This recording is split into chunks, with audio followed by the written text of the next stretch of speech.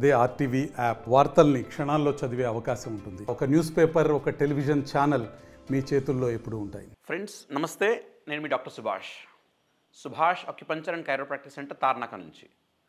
ఇది కాకుండా మనకు వికారాబాద్లో ఒక బ్రాంచ్ ఉంది. ఆంధ్రాలో రాజమండ్రి, నరసాపురంలో మనవి రెగ్యులర్గా ట్రీట్మెంట్ క్యాంప్స్ జరుగుతూ ఉంటాయి. ఈ వైద్యంలో నేను ట్రైనింగ్ ఇస్తాను మరియు ట్రీట్మెంట్ చేస్తాను.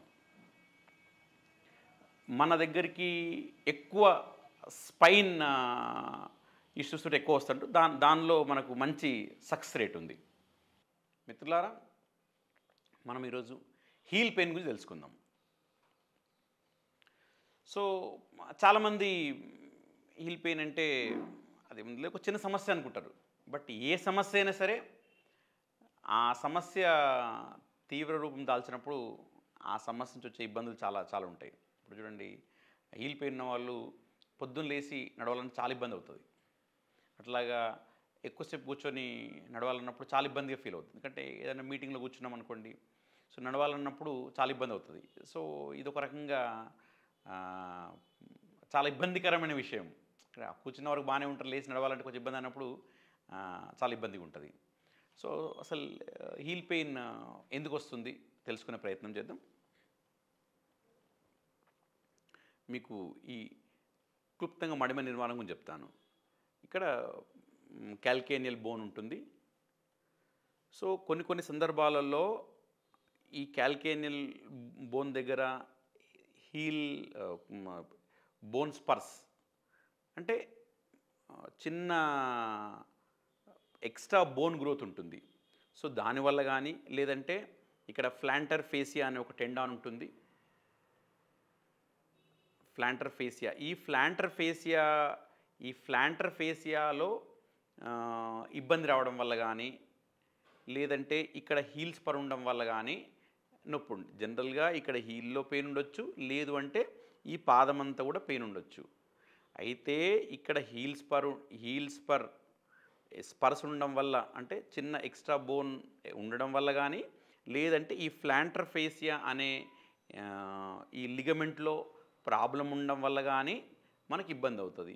ఎందుకు అలా అవుతుందంటే, మనం ఏదైనా గోడపైన దూకినప్పుడు కానీ, లేకపోతే అనీవెన్ సర్ఫేస్ పైన నడిచినప్పుడు కానీ ఈ ప్లాంటర్ ఫేసియా స్ట్రెయిన్ అవుతుంది.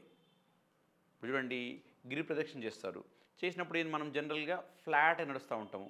సో అక్కడ ఏరియా ఈవెన్గా ఉండదు. ఈవెన్గా లేనప్పుడు ఏమవుతుంది, సో ఈ ప్లాంటర్ ఫేసియా మీద లోడ్ పడవచ్చు.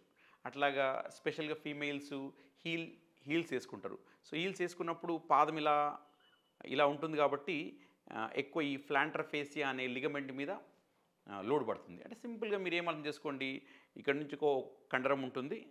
ఈ కండరం ఏం పనిచేస్తుంది అంటే ఈ హీల్లో కర్వ్ ఉండడానికి అది హెల్ప్ చేస్తుంది.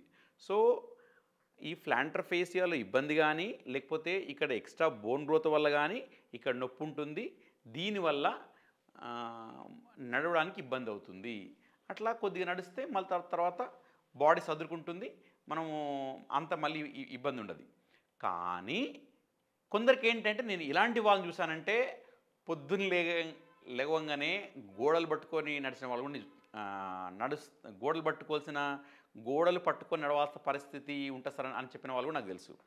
అట్లాగా ఇప్పుడు ఆఫీస్లో మీటింగ్కి కూర్చున్నాం సార్, లేవాలంటే చాలా ఇబ్బందిగా ఉంటుంది, కొంచెం ఇబ్బందికరంగా ఉంటుంది అందరి మధ్యలో అని చెప్పిన వాళ్ళు కూడా నాకు తెలుసు. సో కాబట్టి హీల్ పెయిన్ కూడా అది తీవ్ర రూపం దాల్చినప్పుడు చాలా ఇబ్బంది ఉంటుంది. సో హీల్ పెయిన్కి మన దగ్గర చాలా మంచి పరిష్కారం ఉంది. మన సెంటర్లో మనం ఏం చేస్తామంటే ఆక్యుపంచర్ చేస్తాము.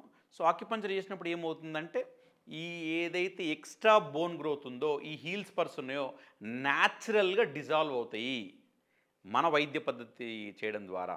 దాని తర్వాత ఈ ప్లాంటర్ ఫేసియాలో ఏదైతే దాని మీద స్ట్రెస్ ఉందో, ఒత్తిడి ఉందో, సో ఆ ఒత్తిడి కూడా మన వైద్యం ద్వారా మనం తగ్గిస్తాము. సో ఆక్యుపంచర్లో స్పెషల్ స్టెరిలైజ్డ్ నీడిల్స్ మనం వాడతాము. బాడీలో ఉన్న వివిధ రకాల ప్రెషర్ పాయింట్స్ మీద మనం ఈ నీడిల్స్ని వాడతాము. అండ్ ఇది కూడా మరి చాలామందికి ఒక అపోహ ఏంటంటే ఆక్యుపంచర్ అంటే సూదులు పెడతారు కాబట్టి ఇబ్బంది ఉంటుందేమో, అలా ఏమి ఉండదండి. చాలా తక్కువ పెయిన్ ఉంటుంది. అండ్ నీడిల్ డయామీటర్ కూడా చాలా తక్కువగా ఉంటుంది.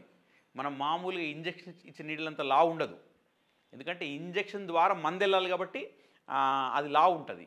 ఇది అలా కాదు, మన పాయింట్ని స్టిమ్యులేట్ చేయాలి కాబట్టి చాలా సన్న నీడిల్స్ ఉంటాయి.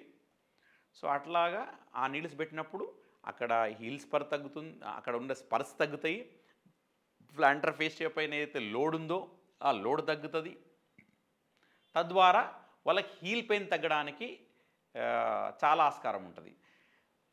మన దగ్గర హీల్ పెయిన్ వల్ల ఫ్రీక్వెంట్గా లీవ్ తీసుకున్న వాళ్ళు కూడా ఈరోజు మన వైద్యం చేసిన తర్వాత శుభ్రంగా మళ్ళీ యథావిధిగా వాళ్ళ వర్క్కి వెళ్తున్న సందర్భాలు ఉన్నాయి. అట్లా చాలా సందర్భాల్లో చాలా ఇబ్బందితో వచ్చిన వాళ్ళు కూడా మనం తగ్గడము. అండ్ ఇప్పుడు వాళ్ళ నార్మల్ లైఫ్ ఎట్లయితే ఈ హీల్ పెయిన్కి ముందు వాళ్ళ జీవన విధానం ఉండనో ఆ రకంగా మళ్ళీ వాళ్ళు నార్మల్ అయిన సందర్భాలు ఉన్నాయి. సో హీల్ పెయిన్కి మన దగ్గర రామబాణం లాంటి వైద్యం ఉంది. సో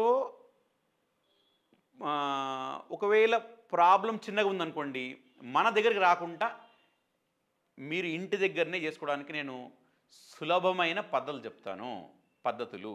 ఒకవేళ రైట్ హీల్లో ఉందనుకోండి, మీరు లెఫ్ట్ హ్యాండ్ తీసుకోవాలి. రైట్ హీల్లో ఉంటే లెఫ్ట్ హ్యాండ్ తీసుకోవాలి.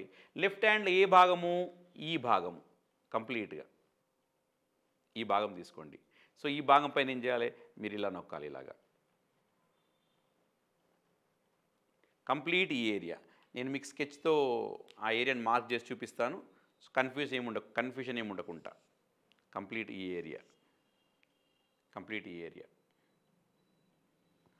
ఒకవేళ రైట్ హీల్ ఉంటే లెఫ్ట్ హ్యాండ్ వాడాలి, లెఫ్ట్ హీల్ ఉంటే మనం రైట్ హ్యాండ్ వాడాలి.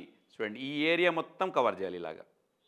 చూడండి నేను ప్రెషర్ కూడా ఎలా నొక్కుతున్నాను, ఇలా చేస్తాను చూడండి, ఇలా పెడుతున్నాను, ఇలా చేయండి. లేదు చాలామంది ఏమంటారంటే సార్ ఇది ఫ్రీక్వెంట్ చేయడం వల్ల మాకు ఈ బొట్టన వేలు నొప్పి వస్తుంది అంటారు కదా, అలాంటి వాళ్ళు కూడా మీరు ఇబ్బంది పడాల్సిన అవసరం లేదు. మీరు పెన్సిల్ తీసుకోండి, లేదా పెన్ తీసుకోండి, బ్లంట్ వైపు అంటే షార్ప్ ఉంది కాకుండా హెడ్ వైపు తీసుకొని ఇలాగా కంప్లీట్గా ఏరియా మిస్ చేయకుండా నొక్కండి, కంప్లీట్ ఏరియా నొక్కండి.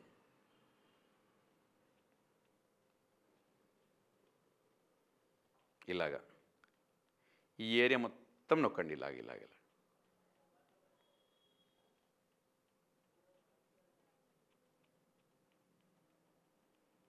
ఇట్లాగా కంప్లీట్గా ఏరియా మొత్తం స్టిమ్యులేట్ చేయాలి.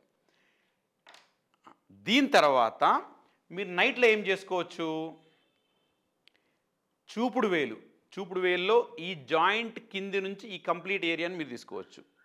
ఇట్లాగా మీరు టేప్ తీసుకోండి, టేప్కి మెంతి గింజలు పెట్టేసి నైట్ పడుకునేటప్పుడు మీరు ఈ రకంగా అప్లై చేసుకోవచ్చు.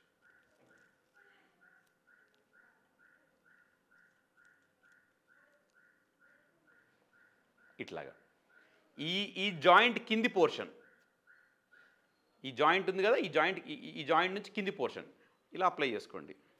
అప్లై చేసుకొని 1 మినిట్ నొక్కేసి పెట్టేసేయండి. మళ్ళీ నెక్స్ట్ డే తీసేయండి. అంటే రాత్రి పడుకుంటే పెట్టుకోవాలి, నెక్స్ట్ డే తీసేయాలి. Everyday fresh sheet, fresh tapes. దీంతోపాటు ఏదైనా సరే కండరాల సమస్య ఉన్నా, ఎముకల సమస్య ఉన్నా మీరేం చేయాలి? కాల్షియం రిచ్ ఫుడ్స్ తీసుకోవాలి. కాల్షియం అనగానే అందరికీ ఏం గుర్తొస్తుంది? పాలు గుర్తొస్తుంది. సో పాల కంటే ఉత్తమమైంది నువ్వులు. సో నువ్వుల లడ్డూలు తీసుకోండి, నువ్వుల పొడి తీసుకోండి, నువ్వులు వేయించుకొని తినండి, లేదంటే నువ్వులు నానబెట్టుకొని తినండి. ఎట్లయినా సరే రోజు 1 to 2 స్పూన్స్ నువ్వులు తినాలి. దాంతోపాటు మీకు ఒకవేళ బాడీలో కాల్షియం లెవెల్స్ తగ్గినాయంటే మీరు కిళ్ళీలో వేసుకునే సున్నము ఒక గ్లాస్ మజ్జిగలో 1 గ్రామ్ అంటే గోధుమ గింజంతా సో మీరు తీసుకోవచ్చు. తీసుకోవడం వల్ల ఏమవుతుంది? బాడీలో కాల్షియం సప్లై ఎక్కువ జరుగుతుంది.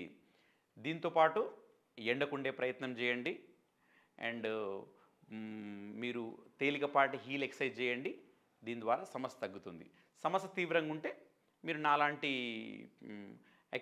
అక్యుప్రెషర్ నిపుణులు కలవండి. మీ సమస్య నుంచి సునాయాసంగా బయటపడడానికి అవకాశం ఉంటుంది. మరో మంచి వీడియోతోటి మళ్ళీ కలిసే ప్రయత్నం చేద్దాం ఫ్రెండ్స్. అందాక సెలవు మరి.